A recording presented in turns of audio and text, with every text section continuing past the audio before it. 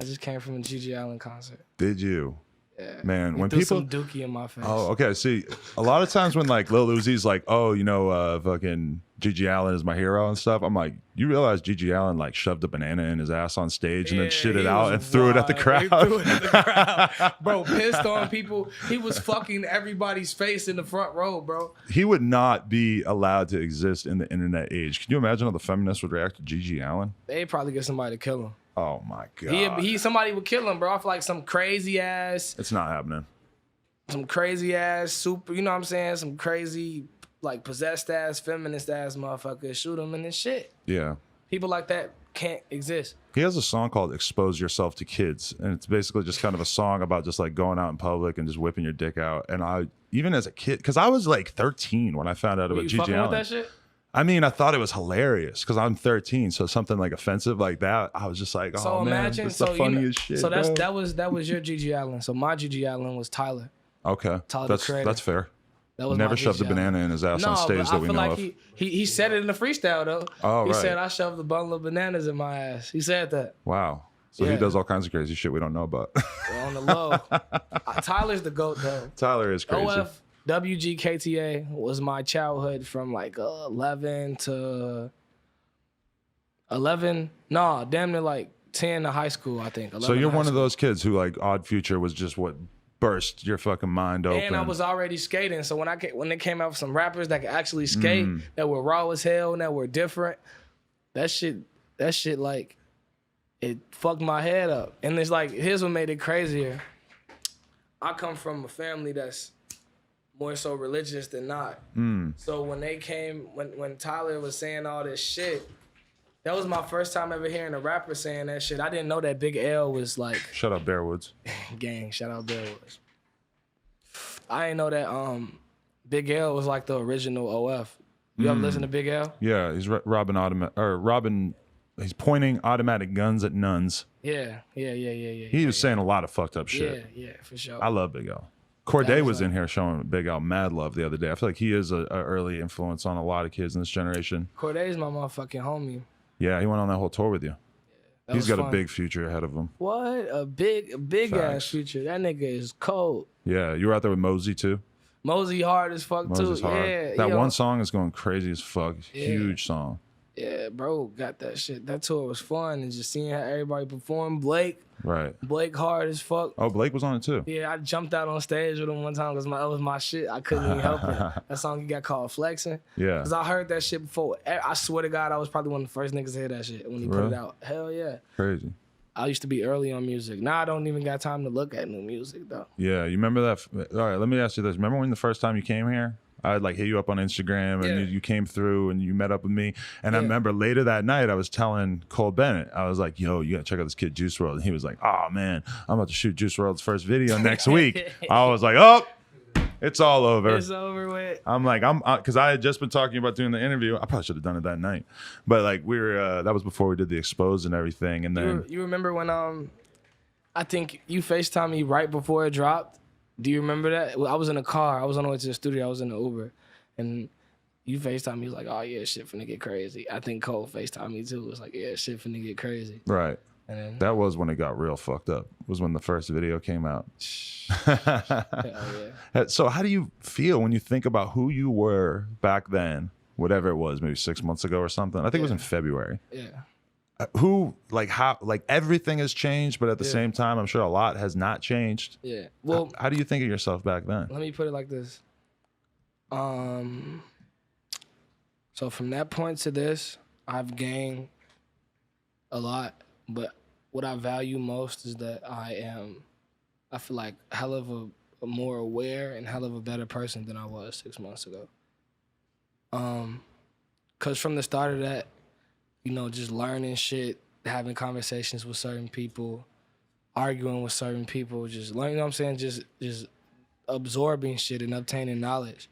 I just became, I feel like, a wiser person and a more aware person of what's going on in my surroundings and like myself and shit. And money, of course, that's cool. It feels good to be financially stable and to be able to have fun without worrying about expenses. Obviously, that's fun, but I feel like the shit that sticks more is the shit that you learn mentally, spiritually, all that shit. So Do you feel like you've been consistent with that, with just like learning a lot as through this whole thing? Because you've met so many people. You have so many people like probably don't realize just how many opportunities there are for you to just soak up game and just learn shit as a young smart person through all the opportunities you've had. And that's like a big part of how great what's happened to you has been. I mean, it's just at the end of the day, all this shit is like a blessing. And like everything though, even all this shit, like when people switch up and like, you know how people like, oh, you acting all Hollywood now, like all that shit is good because it shows you how people react to you when you go through different phases in your life. So like all like, you know, all the fake shit exposing itself, all the like the fake family members come out the woodwork. That's happened to you?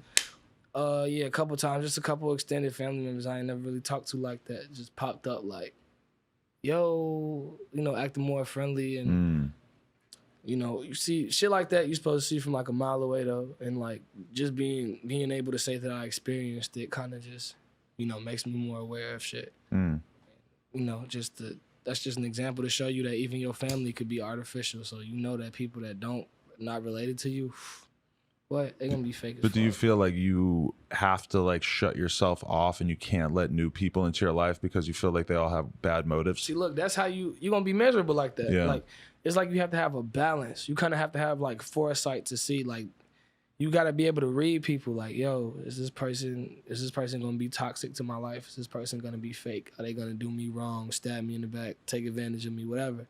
Or are they gonna be a good friend, a good homie, a good whatever the fuck, whoever the fuck that person may be to you?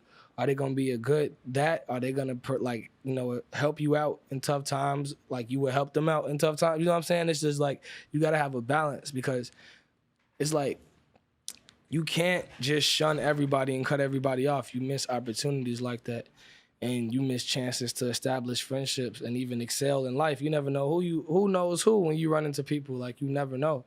You got to know how to operate. It's like a balance to this shit. Some people are cool to keep in your life, but at a distance. Some people are cool to keep close, and some people are cool to not even see them. Right.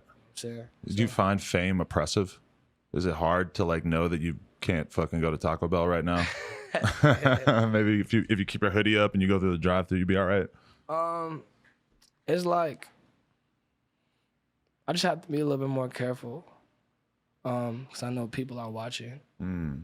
That's about it. Just make sure that I'm careful. Make sure that I look, you know, I act presentable. I look presentable because I know like it's a chance that somebody is always watching, or it's like a phone always out somewhere. You know. Right. I mean, there's that. There's also people straight up trying to rob you or watching you on some shit like that. There's a lot to be concerned about when you are at that like level of visibility. And also, like, you do not have security with you? I don't see you with any like crazy shit going on. You're just with a couple of homies and your girl. I don't want to call you out or anything. No limit with me. No limits with you. Yeah, no limit. Oh, okay. And I no understand. limit, no limit. Never leave my brothers, east side of Chicago. So Some of the you craziest people, like the craziest motherfuckers. You see how Bibby look? Right. He look like he used to knock niggas out. Yeah, Bibby looks like he could definitely handle the shit. No, but he's like GB smooth though. He's smooth as hell. I know. Yeah, He's got a serious demeanor. Yeah, them niggas, no limit niggas crazy. At the end of my niggas, that's what we is. Niggas crazy at the end of the day. So does that mean a lot to you when you think about your friendship, your relationship with like Bibby and Herbo and all these dudes who kind of took you in early on? Is that how you feel about it? Them is my homies. Without that behind me, I wouldn't be who I am right now. Without No Limit, y'all wouldn't know Juice Wrld. But y'all, you know what I'm saying? Without me, y'all would still know No Limit. That's the shit No Limit is. You know what I'm saying? I feel like out of all the shit that happened in Chicago, No Limit made the most noise. Besides Sosa, you know what I'm saying? Sosa and them. But No Limit, I feel like they remain relevant and popping. Right. Still are the shit. Still run shit. Well, with you being part of it, they've really like that's the really impressive thing to me is just seeing Herbo and Bibby like actually be really like so forward thinking to like see how good you were early on and actually make it happen, you know? Especially them being like totally different style of rappers. That's some No Limit shit. They smart as hell. They move like educated. Educated, street smart, all that shit. Educated street niggas, man. Overly educated street niggas. That's dangerous. No Limit is dangerous.